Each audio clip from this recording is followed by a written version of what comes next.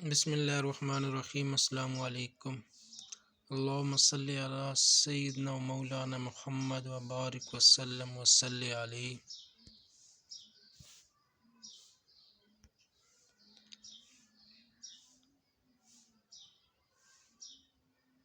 پانچ اعمال کی برکات کی عجیب مثالیں۔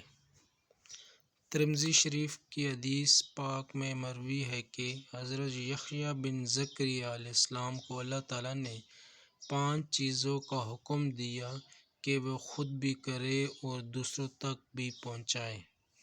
انہوں نے لوگوں کو بیت المقدس میں جمع کیا، مسجد بھر گئی اور لوگ ادھر ادھر بلند جگہوں پر اور ٹیلوں پر بھی بیٹھ گئے۔ تو حضرت یحییٰ علیہ السلام نے فرمایا کہ اللہ تعالیٰ نے 5 چیزوں کا حکم دیا ہے کہ میں خود بھی بجا لاؤں اور تمہیں بھی بتاؤں تاکہ تم بھی ان پر عمل کرو۔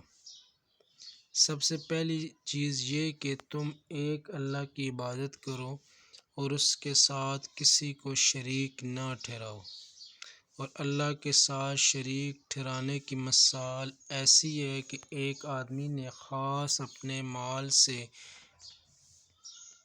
ایک غلام خریدا، اسے بتایا کہ یہ میرا گھر ہے اور یہ میرا کام کاج ہے، یہ کام کرو اور جو نفع حاصل ہو وہ مجھے لا کر دیتے رہو۔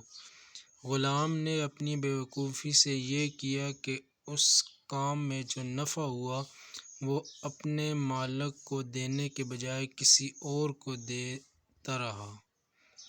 کون ہے جو ایسے غلام کو پسند کرے؟ اس مثال سے یہ سمجھایا گیا کہ انسان کو پیدا تو اللہ تعالیٰ نے کیا اور وہ اس کے حکم نہیں مانتا اور اسے خوش نہیں کرتا بلکہ اوروں کی مرضی کے اعمال کرتا ہے، انہیں خوش کرتا ہے۔ اللہ تعالیٰ کی رضا نہیں چاہتا بلکہ بندوں کی رضا کا طالب بن جاتا ہے اور اپنے حقیقی مالک کو ناراض کر دیتا ہے۔ ایسا غلام کسی کو پسند نہیں، لہذا شرک کو بھی ناپسند جانو۔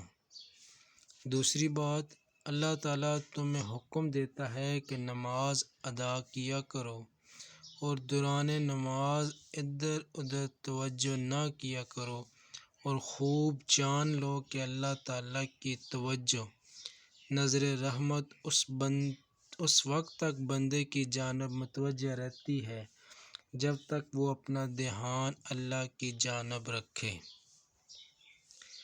تیسری بات، اللہ تعالیٰ نے تمہیں حکم دیا ہے کہ روزہ رکھا کرو اور روزہ دار کی مثال ایسی ہے جیسے ایک شخص چند لوگوں کے ساتھ چل رہا ہو اور اس کے پاس ایک تھیلی میں عمدہ خوشبو ہو اور سب لوگ اس کی اس خوشبو کو بہت پسند کر رہے ہوں۔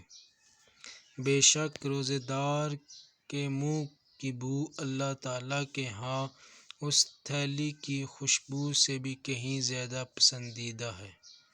چوتھی بات، میں تمہیں صدقہ کا حکم کرتا ہوں، اس کی مثال ایسی ہے جیسے ایک آدمی کو دشمن نے قید کر لیا اور اس کی مشقیں کست تھی اور اس کی گردن مارنے کے لیے اسے آگے لانا چاہ رہے تھے کہ اس نے کہا کہ میری بات سنو، میری ملکیت میں جو تھوڑا بہت مال ہے وہ میری جان کے فدیے کے طور پر قبول کر لو۔ انہوں نے اس کا سب مال لے لیا اور اس کی جان بخش کر دی۔ ایسے ہی صدقہ مصائب سے چھٹکارا دلانے والا ہے۔ پانچویں بات، اور میں تمہیں اس بات کا حکم دیتا ہوں کہ اللہ تعالیٰ کا ذکر خوب کیا کرو۔ اس کی مثال یوں سمجھ لو کہ ایک آدمی کے پیچھے اس کے دشمن دوڑ رہے ہیں، یہاں تک کہ اس کو ایک قلعہ نظر آیا، وہ اس میں داخل ہو گیا اور دشمنوں سے جان بچا لی۔ اسی طرح انسان ذکر اللہ کے ذریعے اپنے نفس کو شیطان سے بچا سکتا ہے۔ گویا اللہ تعالیٰ کا ذکر بندے کے لیے قلعے کی مانند ہے۔ اس کے بعد نبی کریم صلی اللہ علیہ وسلم نے فرمایا کہ میں تمہیں 5 چیزیں بتاتا ہوں جن کا اللہ تعالیٰ نے مجھے حکم دیا۔ نمبر 1 اطاعت، نمبر 2 جہاد، نمبر 3 ہجرت، نمبر 4 مسلمانوں کی جماعت کے ساتھ ہی رہنا، اس لیے کہ جو ایک بالش برابر بھی جماعت سے ہٹا اس نے اپنی گردن سے اسلام کا پٹا اتار پھینکا، سوائے اس کے کہ وہ لوٹ کر جماعت سے آ ملے۔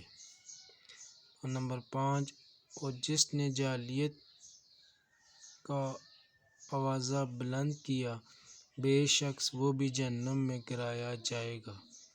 ایک آدمی نے سوال کیا کہ اے اللہ کے رسول صلی اللہ علیہ وآلہ وسلم، اگرچہ وہ نماز پڑھتا ہو اور روزہ بھی رکھتا ہو، فرمایا ہاں اس کے باوجود بھی، سو تم اللہ کے دین کی آواز بلند کرو اور وہ اللہ جس نے تمہارا نام مسلم رکھا۔